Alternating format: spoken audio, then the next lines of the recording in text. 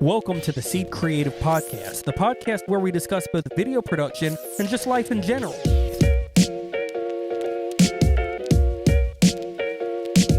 The goal of this podcast is the same as the goal of our business, to make a difference in people's lives. Hello and welcome to the Seed Creative Podcast, where we basically just got home from the National Association of Broadcasters show in Las Vegas. NAB. It was pretty sick. The entire trip was awesome, and it was our first time at NAB, so we're going to talk about it. George, first impressions when you got there, the whole trip. Let's talk about the whole trip. Okay. Well, first of all, it went very smoothly. So Yeah. Overall, it did go smoothly. Pretty bumpy on the plane ride in. Yeah, I forgot about that, actually. We went over a storm that was quite gnarly. Yeah, we were on it was a small plane that was. It was the a bumpy. small plane, and that was the second bumpiest ride I've ever had in my life on an airplane. Yeah, I was a little nervous. I was a little it was and it lasted. That's the thing. Like, most of the time, turbulence, it's like, it lasts like 2 minutes. Yeah, you're like, No, this was like 20 minutes of just like it was nonstop craziness. And I told you this, but I get a little motion sick. I get more car sick than anything. But I was like, should I take? I'm feeling fine today. Should I take my medicine? I took it just in case, and thank God I did. I would have been screwed. I would have been sick for sure. It was rough. I don't think that was I had a bumpier flight when I went into San Francisco one time. That was it was going it didn't go up and down too much. Luckily, it just kind of anyway. Right. That was the worst part of the trip. That's what I was gonna say. That was the second bumpiest. The first bumpiest. I used to be in the financial world, and I went to training for the financial company that I worked for in Rock Island, Illinois. And it's random, and it was a tiny little plane. But on the way back, dude, when I say tiny, I mean there were probably 12 to 15 people on the plane. It was a small plane, and it was storming, and I will never forget, because it was a little airport. It was, maybe a little bit bigger than the one that we have in Tuscaloosa, like a tiny little airport. And the pilot came on and was like, air traffic control or whoever, I don't remember the exact terminology used, but has suggested that we stay grounded because of this storm, but screw it, we're going. That's what he said, and we took off, and it was bad for a bit. Was this just him turning around and looking? No. No, but there was a little intercom or whatever, but dude, we hit one where it dropped, I don't even 20 or 30 feet, within a matter of a second. It was a hard, we would have been floating had we not had our seatbelts on. Yeah. We would have all floated up and hit the ceiling. Like the vomit comet, the plane that does the... I guess so. Whatever that is. Yes.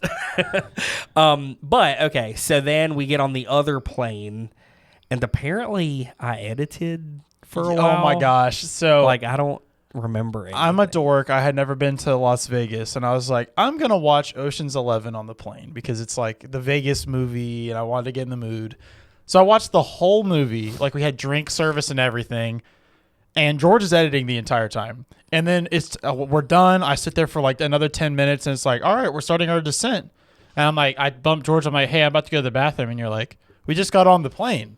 I was like, no, George, I watched a whole movie. This really happened. And George edited a whole scene, and he's like, wait, we're about to land? I was like, yeah, dude, you edited for 2.5 hours. And he was just he was locked. He didn't speak a peep. He got a coffee from the guy with the drink guy. Yeah. That was it. Yeah. Homie was quiet. He missed the woman next to me shattered her iPad screen next to me. Yeah. He missed all of this.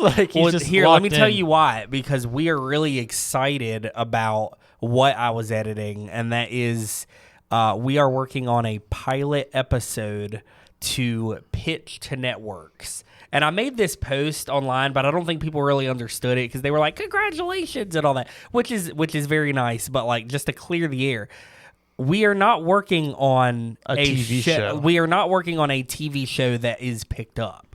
We are creating a pilot with a local company to pitch. Now, we are being paid because the company is paying us to do this, but it's not like we're not going and shooting for HGTV a full show or anything. Not yet, but that is the hope. Yeah, and something like this that. person's like that we're shooting for. There's possible connections, so we're hoping for the best for them. Yeah. We're putting a lot into it. Even if we don't, the pilot's gonna be super cool anyway. Yeah, it'll be a cool like promotional tour. And we'll do a whole episode about it when we're like done, and it's like because I'm sure I don't know. I guess we haven't talked about how it would be posted, like if it doesn't get picked up, like because he's got to use it at least for something. So anyway, it's really cool. It's a cool idea. Dude, you could do all kinds of stuff, man. Like if people liked it, you could do a Patreon, you could do a Kickstarter, you could do, you know what I mean? Like there's ways to do it if you wanted to, or he could just continue to do, because right now we're just on like sort of a retainer. Like he could just keep doing that, and we just keep cranking them out and just make a YouTube channel. I think there's like a 30% chance it gets picked up, something like that, which is good. Which is a good. That's a strong chance. Yeah, it has nothing to do with the content. I think the content's good enough. Yeah. But, well, so far, I mean, we only shot one day, but it's kind of like we can the tell. Well, beginning, it's all written. middle of the episode. The script, the shot.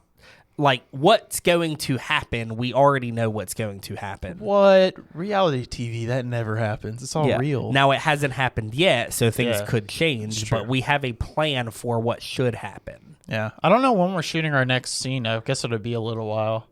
Probably next week sometime. Oh, really? Yeah. Just him learning like from the guy that he's going to like apprentice with a guy, and the dude's going to like teach him how to do stuff. Cool. Yeah, I didn't know if we had anything set. Nothing set, but it's probably sometime next week. Cool. Well, I'm looking forward to that then. Me Where too. is that guy? Greensboro, so it's not far. I don't know where that is. It's 30 minutes maybe. I still don't know Alabama super well. It's down. It's down. Okay. It's just down the road. Well, anyway, so George edited the whole flight, and then we got there. We got to our hotel. I don't care. We stayed at the Flamingo, which I actually kind of liked. And also turns out that you can go super cheap when it's like not a convention weekend, which is something that's good to know. But I think possibly one of the peaks of the trip was actually the first day. So like I had a whole list of stuff. My dad's like a Vegas expert. So like he gave me a list of stuff to do, and I told him I wanted it to all be free stuff. Like I don't want to spend any money, and we're there to work. So like, maybe we would get, what's it called? Some free time.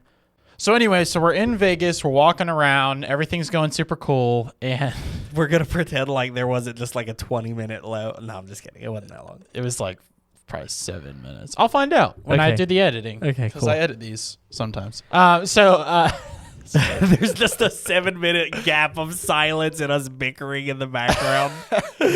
That would be funny. Anyway, so we were in Vegas and we're walking around and all this stuff. And like I said, I had a long list of stuff that Papa Golden recommended, and he did very well. I don't want to get. He doesn't listen to this, so it's fine. My mom will listen to this and she'll be like, "Well, I don't want to tell him." I thought she said she was more like she watches them. She does watch this. You're right. Which is weird because she watches it at the gym, a place that would be way easier to just listen to it. Yeah. I'm criticizing my mother as she's watching this. Yeah, she's looking at you. Every now when it comes out on Monday, she almost always texts me something about it. She's always like, "What did you say?" Like, I don't know. Anyway, so like we ended up walking over to like Caesar's Palace, and we're walking through. Oh yeah, this is the day we get here. Yeah. Okay. And it was like really cool, and I was very impressed. I really liked Vegas, and we're going through and we see this sign, and it's like before we even get to the shops, we're like, "Oh wow, look at that! It's Jerry Seinfeld's going to be here today. That's like pretty cool." Like, actually, we saw the sign for Jerry Seinfeld, and we were like, "I wonder when he's going to be here." Yeah, that's right. Yeah, that's and right. then we looked, and we were like, "Oh, he's going to be here tonight at 8 p.m. Cool. And it's conveniently 4 o'clock because everything went smoothly on our travels, and we're already here. And George was like, "How much do you think it'll be?" And I know that he was in Palm Beach, which is near where my parents live. and it was like $600+. Mm-hmm. So I just assumed that on a Saturday night in Vegas during one of the biggest conventions At Caesar's Palace. it was going to be like $1,000. So I was like, I bet it'll be like $1,000. I said something like that. And you were like, I don't know, dude, you should check. And we found tickets for $89 a piece. And they weren't horrible tickets. No, they were, I mean, I don't think basically anywhere in there would have been okay, except for the 2 sections that randomly didn't sell. He knows what I'm talking about. Yeah. Like, there's like sections on the very end of the top that were totally empty, which was really weird because Maybe everywhere they else just was full. didn't sell tickets there for some reason. Yeah, I don't know. But anyway, so we decided to go to Seinfeld like last minute, and Yeah. it was awesome. Yeah, like, he was really funny. And I think maybe both of our favorite parts is the video that you posted yesterday of him announcing that he has a new movie coming out Right. based off his Pop-Tart bit, and you should just look it up if you don't know it, because I would butcher it because I don't have his like, I don't even know you call it his like yell. It's comedic voice. timing. Yeah. And yeah, it's like his cadence and his pitch and all that stuff. Yeah, so I've listened to it. He has a book where he wrote all of his bits in a timeline of how he wrote them. So there's like 500 chapters, but they're all like 2 minutes a piece of the audiobook. Mm-hmm. So like that's in there. But yeah, I'm excited. I think it's gonna be a good movie. Yeah. I don't know who else in it. I think did he say? I don't think he said anyone. I like the way he said it's going to start by saying, this movie is 100% true. Just kidding. We totally made it up. Yeah. Which I think is like a very Seinfeld thing. So. Yeah. But anyway, I mean, it was great. It was like perfect for us people that didn't want to be out too late because we had stuff going on. So it was like. Yeah, that was the other thing that I actually appreciated about that. He was like done and we were walking out before 10 p.m. Yeah, it was like 9:30. That's great. Yeah. For old people, I think he knows his audience. I mean, he's old. Yeah. Yeah. He's like, I don't want to be out this late. Yeah. Like we had like other people like that we know from NAB and they're out staying out till like 1 in the morning, 2 in the morning, and we're like, nah, dude, we're in bed. Like I'm snoozing, and Nick is out, and Yeah, I think Nick is out late, and Nick is still in before 11. Yeah, Yeah. Yeah, well, that night I didn't go ananywhere by myself. Right. But, I mean, we had gotten up 4 days in a row super Yeah, early because we had a tired. crazy shoot schedule last week. So, that was just 2 last weeks week. ago. No, it was just last week. It ran all together.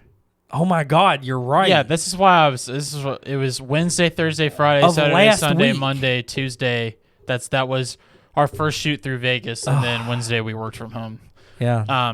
And we immediately had a meeting. Like, Yep. It was like, Oh yeah, we had a meeting Wednesday. Yeah. oh well, yeah. So anyway, it was awesome. Like it was like a dream of mine to see Seinfeld, and it was cheap, like especially relatively, and it was so cool. I was so happy. So like I was like, all right, this is gonna be a good trip. Like now I know, and we had walked around already. I already felt satisfied. Like if we got super busy, like I saw something. Like Yeah. it was like Right. And so anyway, the next day we got up and we rode the monorail from the Flamingo over to the convention center. And first impressions of the convention center was, holy crap. NAB is huge. I knew they told us it was in the top 5 biggest conventions, I believe is what they said, of Vegas. But if you've never been, this convention center is ridiculously big. It's Essentially like 4 or 5 convention centers put together, and almost it's intended so like 4 or 5 conventions can be happening at the same time, and NAB rented the entire thing out. Yeah. Because there was one hall they weren't using, but they were still using it as storage. Yeah, it was like storage of stuff. Yeah. And so it was, I mean, 3.2 million square feet, something like that is what they said. I don't know how much of that's like event space or whatever, but or like walking space, but I mean, tens of thousands of people. Yeah, I took 69,000 steps on this trip. I kept track on. I don't know how many I took Yeah. in total, but I know one of the days was 19,000 steps. Yeah, so the last day, which I'll talk about in a minute, I ended up taking 25,000 steps. You beat me. You're like, oh, I got good sleep. Yeah, I did. I got great sleep. So anyway, that our first day was very much like a meetings day. We got to meet Motion VFX, Andre and Wojtek, and they were super cool. Those poor guys, they were tired. their flights got messed up, and they got in late, and then they got there before us. They didn't seem tired though. Like they just kept talking about it. They were like, which makes sense. Yeah, they said their bodies are acting like it's like we just missed the sleep time. Yeah. Which makes sense. Yeah, yeah. And they're drinking those espressos. Like, Yeah. we went to get coffee with them, and me and George had our big like wimp coffees. Especially me, I had like a sweet coffee, and they're getting these like cold iced and they're with extra cream or something. Yeah, and they're getting these like real man, like I'm drinking this. Yeah. But they were really cool. I mean, was that your favorite part? Was just meeting them? I think my favorite part of the whole trip was meeting them. Yeah, it was even cool. though we didn't like spend a ton of time with them, we still spent like maybe 2 hours total. You know, something like that. Yeah, like we spent a good bit of time with them. And the other good thing is we only talked about motion VFX a little bit. Like, did you notice that too? Yeah. We talked about everything else. We talked about like a bunch of other stuff, which that was really cool because it's like the relationship side of what we do is what I enjoy the most. And so anyway, yeah, meeting them was awesome. And then again, that day, the first day was mostly just meeting people, you know, talking to people, like talk to the creative space people that we have a server with, and spoke with Post Lab about some stuff. We met with some maybe collaboration, some video stuff that we might do, and we met Michael Cioni that day in person, which that was cool. Even though like he kept trying to get us a meeting with this guy that was just never there. Yeah, they're like, "Where is he?" I'm not gonna say his name because we don't want to throw someone under the bus. But they were like, "Where is he?" "Oh, come back later." We come back later. "Where is he?" "Oh, we can't find him." Come back later. We come back like 3 times. Can never find this guy. Clearly, he was busier than us. He was obviously busy. So. We also there's a lot of like similar softwares, and something I just got an email about is we saw this one called Alteon. Dude, I got that email too, and they won Best in Show or something. I saw that, which is cool. So, but see, so did Frame.io. I don't understand how all this works. There's categories. Oh, okay. So Frame.io won. Frame.io won Best Product, Best Cloud Service. I don't know. Product. I don't know. Well, they are all a lot like very similar. Yeah, they're all kind of doing the same thing. It is interesting. There's a lot of competition. I don't know, like Post Lab is totally different. Yeah, but, I agree. Frame.io and Alteon are kind of similar, and then Creative Space, our server, is like its own thing, and it also won best server. Or best storage or something like that, yeah. Which is, they beat OWC. Like, there's a lot of big names they beat, which is cool for a smaller company. So, there's a lot of cool stuff coming with that. One of the first things I noticed right off the bat was there was no red booth, which I thought was interesting. Right. And then as we went on, we noticed that every booth that had like lenses or a monitor or something tripods that wasn't Canon or Sony or someone that or Blackmagic or Arri, everybody else was using reds at their booth. It was like 80%. I would even 80, is that what you said? Yeah, it was like 80% of the cameras on the floor were reds. It was almost like they didn't even need to be there, and they were smart. They sent a videographer or someone that was already there, because there was a red guy there that we met. They just didn't have a booth. Like, red wasn't like, they just had like a small little table with Creative Space, because Creative Space but it's like the whole entire NAB show was saturated with red cameras. It'd be impossible not to notice. Yeah, like at least eventually everything was red. Yeah, it was really awesome. Cool. So, but they said they got a video of it, like every red camera on the floor. So it was like they didn't even need a booth. Yeah. I mean, we sound like red fanboys right now. Well, because we are. I mean, people that went to NAB, if you're listening, how many areas did you see on the floor?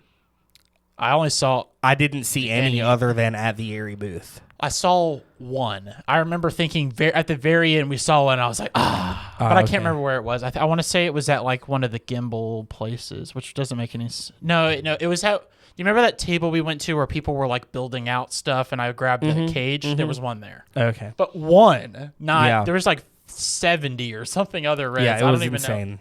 Yeah, it was like, dang, I didn't even think they made this many. Like, Yeah. I wonder how many like V-Raptors have ever been made, like stuff like that. Yeah, the stuff Jared would know. We didn't get to meet him. He ended up not coming. Which, you've met him, but I didn't get to meet him in person, which I was a little bummed about. But I think he's hard at work on some stuff back at. He's a very hardworking man. So anyway, that our first day was very like business. We looked around a little bit. We also shot a video that day. Was that the same day? Yeah. Yeah. So we ended up going back and shooting a motion VFX tutorial. And then we walked around a little bit that night. We like knocked off kind of the rest of the stuff that was on my list. There's an F1 car there I wanted to see at the hotel that my parents like. So like I wanted to go see that. It was at the Wynn, if anybody cares. Go towards the food court, you'll find it, or the buffet, you'll find it. And again, I just got to say it again. Vegas is so big. Like you it's kind of weird because I messed up because I didn't spend much time in Vegas. When you're just looking at it, like when you're like kind of on the outside looking in, it looks very small. And it's why Jerry Seinfeld made that joke about like, oh, it looks like it's right there. I'll walk to it. And then you realize, holy crap, that's like super far away. Yeah, that was actually the guy before him, which I wish I remember his name because he was good. I thought it was Seinfeld. No, it was the guy before it. Whatever. Mario something. He was cool. Look up whoever he's running with. You'll find it. But anyway, like once we did get out into it, it's like, okay, Vegas is pretty big. Because we basically went from the Flamingo towards the convention center, which is north. I always keep getting north and south confused when we were there. So I didn't go any further past the Cosmopolitan, and there's like a bunch more hotels below it that we didn't go to. So I didn't see like the MGM Grand, like stuff like that. So it's pretty big. But yeah, and I just realized I glossed over the fact that we also rode in the Loop. Oh yeah, that was which cool. was cool. So like Elon Musk, if you don't know anything about it, has this company called the Boring Company, and they're building these tunnels underground that are like express people moving tunnels. And in Vegas, what it's going to be is there's going to be a stop at every casino by like 10 years from now. So anywhere you want to go, this is the way it's supposed to work. It's supposed to get there in 5 minutes. So like you can go and it's going to go all the way to the airport, which is sick. And you like riding a Tesla when you're down there. So it's like extra cool. And it's smart. I hadn't thought about this until now. I was like, why can't regular cars also do this? But I realized it's because of the emissions. Because it would get super. Yeah, that makes sense. So anyway, so Teslas. I mean, I guess there could be other electric cars, but when you're Elon Musk, you kind of can make the rule, right? So and to be clear, you can't drive down there. Like you ride in a car that there's like a driver. So anyway, we did that because there's like a little section of it open from the convention center to Resorts World. So that was cool. Then we walked. Trying to think, what else did we do that night? I think that was about it. We went to the Grand Canal shops at one point, but I think that was the first day, which was also cool at the Venetian. It all runs together. Yeah, well, that everything is super cool. Like having the gondolas go through a building, it's just kind of amazing. So, George is having chair problems. I thought it had dipped, but it hadn't. So I thought it did too. Honestly, you seem like you went down a little bit. Yeah, but it did. We'll do a time lapse. Yeah, I could. Maybe I did dip a little, like Michael Scott. So then. Like Michael Scott. Yeah, when they're having the argument about are we getting new chairs or a new printer, and he just is dipping. Yeah, it's pretty funny. Okay, so last full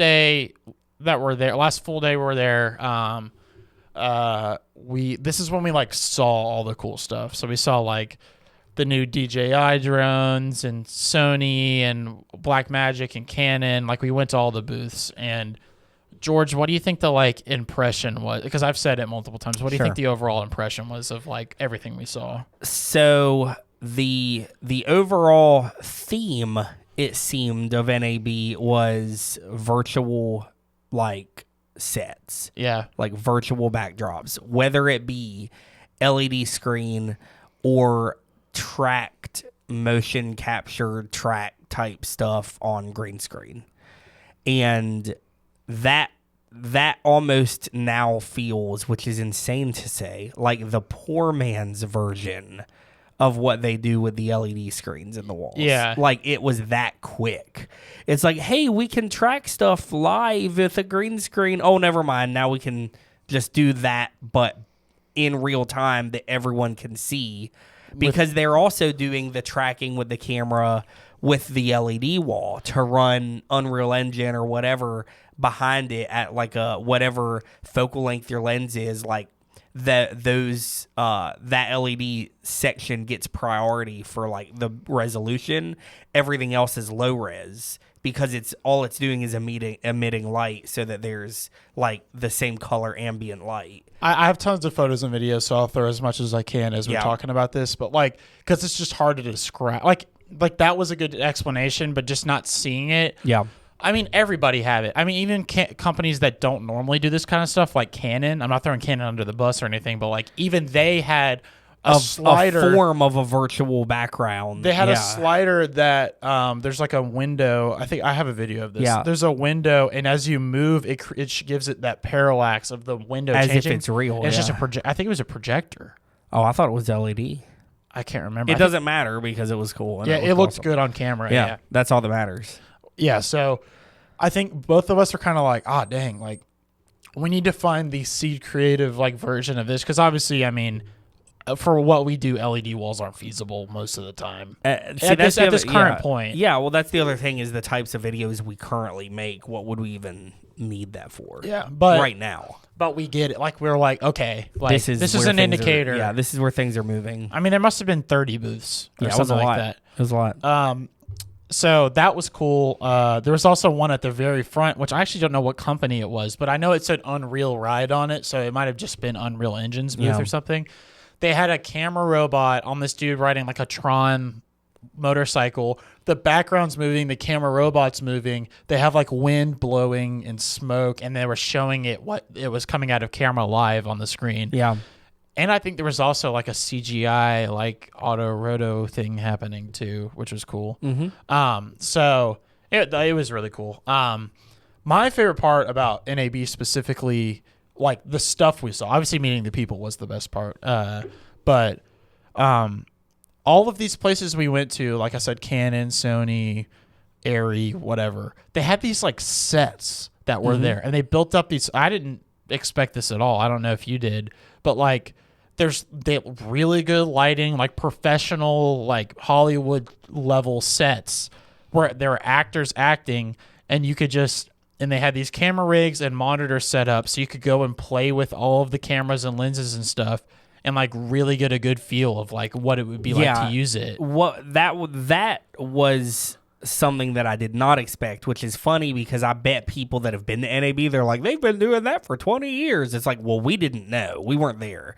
Like, this is the first time we've been. I wonder if they do different sets every year. Oh, I'm sure they do, yeah. Yeah, because I mean, there was live bands playing. Like there was a quintet, orchestra. The sets was cool, but I think the coolest part about that, what we're talking about right now, was the fact that there were live actors just sitting there. And they knew, I'm going to sit here for however long, 9 hours today or whatever. I'm sure they had people changing outbreaks.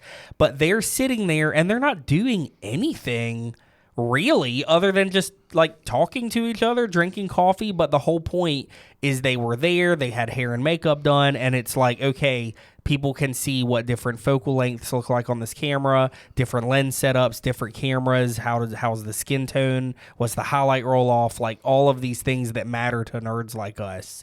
Like, what does that look like on this person with this skin tone? It's like, okay, well there's a person right there with this skin tone. So there you go. You can look and see what it looks like. And so that was neat. The monitors are really impressive that they had. Like just everything was very high quality, which I would expect. But just like, for some reason, I expect it to be more like there was a table with like all the cameras set out and you can come up and like pick it up. Right. I wasn't expecting these like, use it's cases. A Sackler head and like really serious sets. So I thought that was super cool. And it's hard to say which one was my favorite of all of them, but like I thought Sony's was super cool because it wrapped around. So it went like it was essentially like a horseshoe shape, but like rectangular, if that makes sense. Like you could go all the way around. Where the rest of them were just like flat. Yeah. Canon had like 3 of them. Yeah. And they were smaller, but they were all like completely different lighting environments, like that one 3D tracking one we were just saying. So I thought it was super cool. And another big takeaway, I think, is that Blackmagic is no joke. They spend a lot of money on NAB, homie. Yeah, so they had I didn't take a picture of this, but there's a hotel right next to it where they had the entire length of the hotel 2 huge ads of all Blackmagic, like use DaVinci Resolve, it's free, like all of this stuff. And I mean, Blackmagic, I took a picture of this. Their entire area was the biggest of anybody's. Like, they had, and they have the most wide range of products, I think. Like, they had softwares and classes and cameras, and they were even doing a little virtual production thing with, like, a green screen. So, I mean, I didn't think Blackmagic was a joke before, but it's like, they're like, we own this. Yeah, which is wild because they've been, I mean, in this industry, they have been a little bit of the, like, people kind of laugh at them. Like, let's just be real. Not at their software, but at, like, their cameras. It's like, oh, if you show up to a real set with a Blackmagic camera, you're going to get laughed at. And that is true.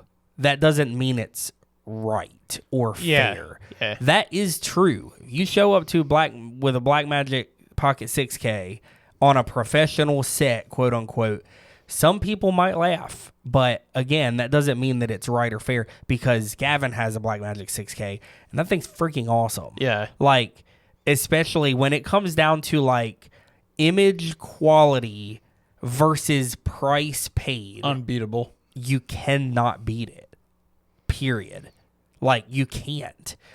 Again, image quality to price paid. Yeah, I'm trying to think. Now, there are definite drawbacks. It is not built well. Like, it's cheaply made, but when, at the end of the day, like, if you hit record and it records and you look at that image on the back end, it looks freaking awesome.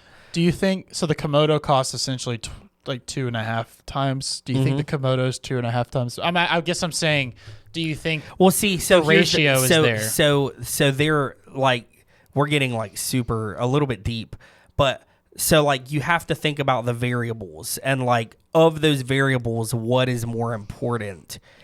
Image quality or build quality? Or dynamic range or global shutter, or, like, there are so many variables. So it's like, what camera is better? There's no such thing. It depends on what you're looking for. When you're looking for, all I care about is image quality, and I want to spend the least amount of money, Blackmagic is better. Yeah. But then when you're looking at, okay, I need a camera that I can rely on and I can throw it down a freaking cliff and it's going to still be recording, and the image quality is freaking amazing. Yeah. Well, then Komodo. So, like, you see what I mean? So it's all use case and variables. I guess my point is they're equitable in most cases, except for, like, literally just the price. But I think the ratio might be there. Yeah. Of the features and build quality. Yeah. So I was saying, I think that's as close as a value as you could find. But still, it's like, yeah, if you're just shooting talking heads, it's hard to argue. Yeah, dude. I mean, yeah. I mean, it is. Like, you can't deny it. Even if you want to. I mean, we are huge Red fans. Yeah. Like, we will shoot Red until Red is no longer a thing, or until we are no longer a thing. Yeah. You know what I mean? Like, but, like, at the end of the day, Blackmagic is obviously doing something right.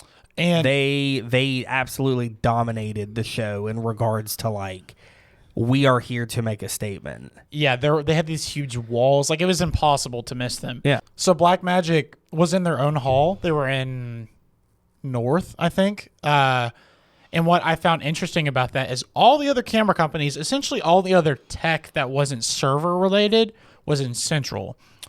And I think this was intentional.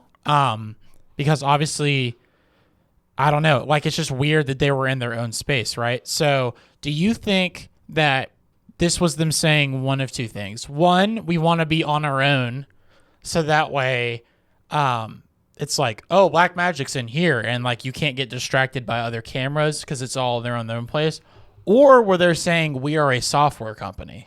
Yes. The second one? Yes. Okay. The reason why is because I didn't really see a lot of Blackmagic cameras that were like, come look at our cameras. Other than their set, yeah. It wasn't like that. It was more based on not only software, but, like, the software controls and, like, things like whatever it's called, the tangent or something. Yeah, I don't know. Like, so that's why. So I think it made sense for them to be in the other one. Like, at the end of the day, at its core, I think Blackmagic probably would still be, like, software is the immediate thing that people think about. I still do. Like, in the industry, if you think Blackmagic, you're thinking DaVinci Resolve. I think that's what it is. And then it's like, oh yeah, they also make cameras that look really good and they're cheap. You know what I mean? So anyway, well, they kind of became known for their hardware too at the beginning, because it was like we use the ATEM. It's sitting over there. Right. There's a ton of people. I see them all at churches like all the time use it. So I think maybe they're trying to not rebrand, but like affirm their softwareness, because like I think a lot of people see them as a cheap hardware company. I think you might be right now, but I think that was intentional, that we are a software company now that also makes hardware. Because like I said, I mean, we have all these little converters and crap that they make. And they're all Blackmagic. Yeah, so I think they're trying to, not that they're going to stop making that stuff. I think they're just focusing their image on, we make software and cameras. Sure. So I think it was all of that was like mind games that they were playing. So. Maybe. Well, anyway, dude, it was a great experience. I mean, I was a little bit like just kind of ready to go once we were kind of into the second day, because at that point we had kind of met the people we wanted to meet. We had seen the stuff we wanted to see. And there wasn't really anything other than I saw a company that made variable diffusion, which was really neat. And the cool thing about that is they were very like kind of over, like they didn't have a huge display. They're a startup, but I was like, this is really interesting. And then Laowa is just an amazing lens company. I freaking love those ideas that they have, and they're really pushing the bar with being creative and unique, thinking outside the box. Yeah. And so like I loved seeing the Laowa, the new lenses that they have coming out, the variable diffusion, and then I was kind of like, all right, like no one else really has any like huge new product that matters to us. So it was kind of like, okay, like I already knew almost everything here existed. You know what I mean? So I was like, okay, this is cool. Like we're done. I think we kind of breezed by one thing though, and I realized last night, and then we can be done. So DJI sent out a new other thing. than the DJI. And well, yeah, that was cool. The Inspire was there. The Inspire 3, cool. which looks freaking awesome. Yeah. But I knew this was coming. They're making a Mavic 3 Pro that's coming out, and it's going to be announced on the 25th, and they sent their teaser out yesterday, and I think they had it at the booth already. Because I noticed walking by, it's going to have 3 lenses on it, which no DJI drone currently has. And I thought I saw it, and in my brain, I like half processed it, and I was like, oh, that must just be the Mavic 3 cinematic, and I just forgot it had 3 lenses. But then when they sent the teaser out the other day, I was like, oh, crap. We like missed the one new thing that like is unannounced, but was at NAB, because I'm like 98% certain I saw it. So that's kind of cool. But the Inspire 3 is incredible. It's expensive, but it'd be cool to get one. So maybe one day, or maybe when the Inspire 4 comes out, which will. That's how I always do. I'm like, all right, we can look at Inspire 2s. Yeah. The only thing about the Inspire 2 is the controls are just outdated. They're using the Phantom 3 controllers. Oh, really? Yeah, it's I like didn't know old. That. So, and I think they're using like OcuSync 1, which is like not great. But I'm not complaining about it. I'm just saying, like, I see why they made a new one. They waited an appropriate amount of time for the original price. So anyway, that was it. I have Vegas fever now. I definitely want to go back. I'm like talking to all my friends like, oh, we could go for so cheap. Because I mean, you saw, I went and walked around a ton, and I was like, that's just my kind of vibe. It's like big city, big atmosphere. So I enjoyed it. Not that I'm like a party guy, but I just enjoyed being there. So and I hope we get to go back to NAB sometime. I hope maybe in the future we'll do some sort of collaboration with somebody, and that'd be cool. So, and there's more people we missed because everybody was so busy. So, hopefully we get to meet more people in the future. So, and we're going to go to Cinegear in October, which is free in Atlanta. Yeah. And that's a driving. Yeah. thing. It's that's a driving easier. thing. Yeah. All right. Well, that's been it. Thanks for watching the C Creative Podcast. Follow us, contact us, blah, blah, blah. You know, the usual. And we'll see you next time. Peace. Bye. This podcast was produced by Nick Golden with executive producer George Edmondson, edited by Nick Golden and Gavin Manning. Be sure to subscribe, drop a like and a comment. Tune in every Monday for brand new podcast content, and we'll see you on the next one.